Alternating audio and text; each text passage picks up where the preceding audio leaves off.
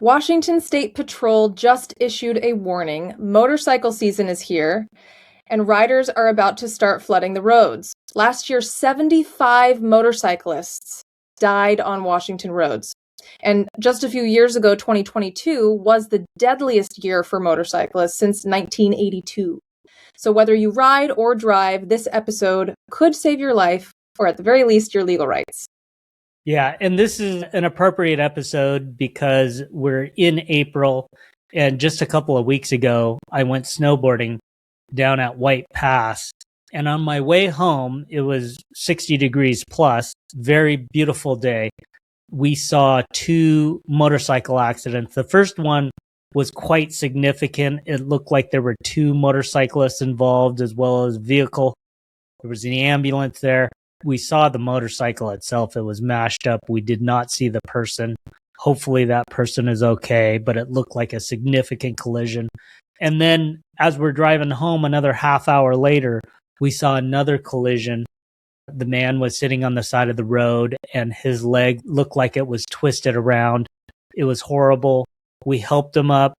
The ambulance came and he was carted away, but it was a significant collision. So it's dangerous out there for motorcyclists. This is the season. So it's late April, weather's warming up, motorcycles back on the road, and today we're covering quite a bit of things, the laws riders need to know, the mistakes drivers make, and what to do legally if you're in a motorcycle accident in Washington State. Yeah, so it is the law in Washington that you need to have a helmet on if you're riding a motorcycle. And this is important for your legal claim as well. There are a few things to consider here, and this is one of the reasons why getting an attorney is helpful, because they will know a lot more about how to deal with this aspect of your claim. Best practices is to just wear a helmet. But Rick, do you want to talk about some of the nuances of that in terms of the legal side of things? Yeah, obviously for your health, wearing a helmet is going to save your life if you're involved in a collision. Head injuries are the worst type of injuries. If you get a brain injury of any sort, it could ruin the rest of your life. And that's why Washington under RCW 46.37.530 requires you to wear a helmet. Now, the question is, if you don't wear a helmet and you get a significant injury, are you held contributorily liable for not wearing a helmet and violating Washington law? And generally speaking, the answer is no. And it's similar to the policy. While you are required to wear a seatbelt, you are not found to be contributorily liable for not wearing a seatbelt because you did not actually contribute to the accident itself.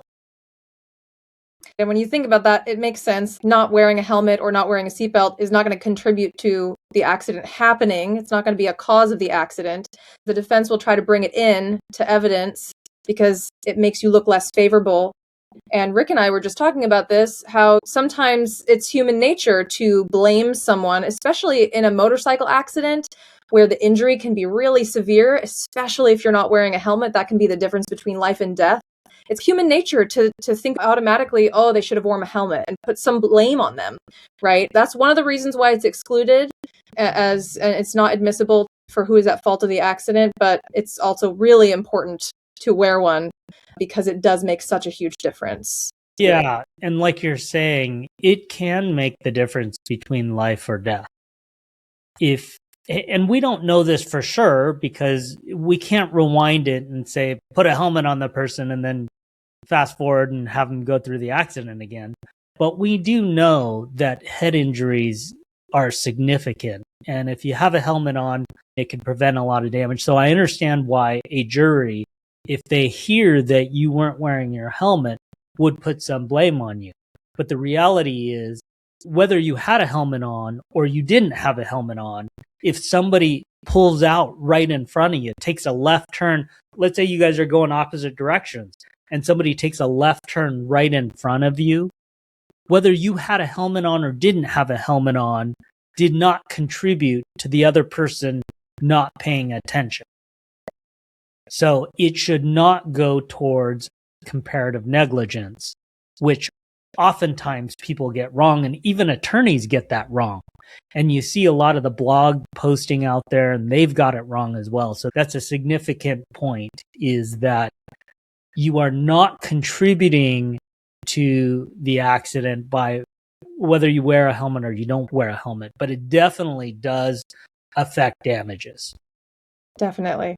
Another thing now that I wanted to talk about that actually does impact liability is lane splitting. And this is something a lot of people get confused about because we're so close to California in a lot of ways. And in California, I believe lane splitting is allowed, but here in Washington, it is illegal to lane split. So we see it all the time. But just so you know, that is something that is technically illegal. And if you do get into an accident, even if the accident is mostly not your fault, that can make you contributorily negligent for the accident if you were lane splitting and that in any way contributed to the accident happening. And they've tried to pass lane splitting here in Washington several times, but continue to fail. So clearly Washington does not favor lane splitting. And frankly, I don't either, because it can be dangerous, lane splitting, when there's kind of stop and go traffic lined up and you see a motorcycle just zooming down in the middle between the two lanes. You can see how somebody can miss that. Yeah, and when you're on a motorcycle, it can be tempting and it seems, oh, we're in stop and go traffic. It seems like it's not that dangerous of a time. People aren't going that fast. But I will say, probably the majority of the accidents, of the motor vehicle accidents that we sign up, happen during heavy traffic when things are moving like that. Accidents do happen during that time. People are not paying close attention when you're going that slowly and they're stop and go like that. So really important to avoid lane splitting, even though it's tempting. Code for that is RCW 46.61.68. If you're interested in looking that up for yourself. Really important law to be aware of, especially as a motorcyclist. Yeah, and then the other thing that I found interesting was the insurance minimums that are required for a motorcycle. Back in the day, I remember if you were riding a motorcycle, you were not required to have liability insurance. And the reasoning was, if you're on a motorcycle, you likely would not, even if you're involved in a collision with a car, you'd likely not cause the passenger or the driver of the car to experience bodily injury because of the motorcycle collision. So therefore it was not required. But in 2019, they did pass a law requiring even motorcyclists to carry liability insurance up to the minimums, which is a 2550 policy. And something that's important to keep in mind that you mentioned earlier, Rick, to me, is that your car insurance does not transfer over to your motorcycle, right? You need a separate insurance policy and you need to make sure that's covered. Any policies that you want, if you want to add uninsured motorist coverage on there, which we highly recommend, you need to do that separately for both your car and your motorcycle. Really important to remember that. Yeah, and it makes sense too, because the premium you pay for your uninsured motorist coverage for your car has to be different than it would be for a motorcycle. Because if you're involved in a motorcycle accident, let's say the person who caused the accident has the minimum policy, which is $25.50 here in Washington, which frankly is too low now with inflation and everything else. But you get involved in the accident, and if you're on a motorcycle, typically that accident's quite significant. And for you to have medical bills and general damages and wage loss that exceed $25,000 is highly likely if you're on a motorcycle. Absolutely. The injuries can be so much worse when you have an accident and you're not protected. If you think about it, on a motorcycle, you don't have doors, you don't have windows, you don't have that frame that's protecting you. And so, yeah, it makes a lot of sense. And Rick, what would you say I think a lot of people are trying to save money. Like you said, inflation's gone up. Insurance premiums have gone up. It's really expensive to get insurance. But like I said, it's really highly recommended to get underinsured motorist coverage for your motorcycle, because you never know when the person who hits you is not going to have coverage. And so, Rick, what would you recommend as a minimum coverage for people who are trying to be cost friendly? They don't want to spend $1 million, but what's the minimum coverage you think is essential for people who are riding motorcycles to be safe and cost? Yeah, $100,000 minimum for uninsured motorists. That should be a minimum, because if you have to lay your bike down and you end up in the emergency room, that could be $30,000 just day one. If you get any broken bones, if you have a hip injury, that brings you up to 50, 60,000 pretty easily. And we're not even talking general damages. We're just talking medical costs alone. You add in wage loss and general damages, pain and suffering, loss of enjoyment of life, emotional anguish, those things, and you're looking at 250,000 very quickly in a motorcycle collision. Yeah, and that's not even considering if you need surgery, which in motorcycle accidents is also more likely. Like in the accident you were describing earlier where you saw someone's leg looked like it was twisted, that's definitely going to need a surgery to repair if you want to save the leg. So yeah, you really don't want to be thinking about having to worry about your medical costs when you're in the ER thinking about needing a surgery to save your leg. You want to make sure that you're covered for that your medical expenses are going to be paid no matter what. Let's talk a little bit about why motorcycle accidents are so much worse than car accidents, besides the obvious. But let's talk about some of the statistics. The fatality rate on a motorcycle versus a car is 27 times higher. That's significant. Oh, yeah.